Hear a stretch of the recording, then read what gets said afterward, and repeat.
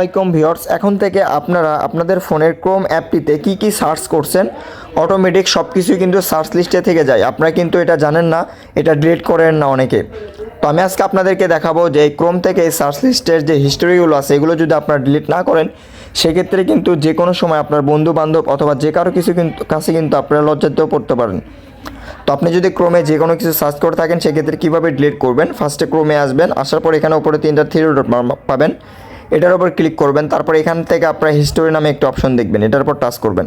Touch করার পর আমি ক্রোমে কী জিনিস সার্চ করছি সব কিছু কিন্তু এখানে অটোমেটিক দেখতে পাচ্ছেন আপনারা।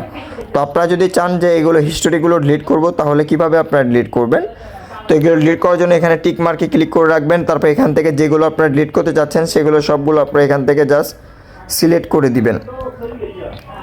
সিলেক্ট করে দিলে আপনাদের কাজটি শেষ। দেওয়ার পর এখানে উপরে দেখতেছেন ডিলিট বাটন, এটার পর টাচ করে দিবেন, তাহলে কিন্তু আপনার ওগুলো ডিলিট হয়ে যাবে।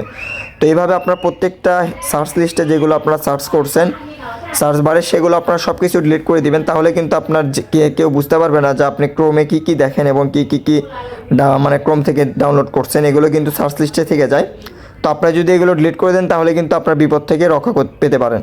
তো আমরা অনেকেই কিন্তু জানি না ক্রোমের এই হিস্টোরি সেটিংটা, তো আমি আপনাদেরকে খুব সহজে দেখিয়ে দিলাম। তো আপনাদের যদি ভিডিওটি ভালো লেগে থাকে অবশ্যই আমাদের ইউটিউব চ্যানেলটি সাবস্ক্রাইব করবেন।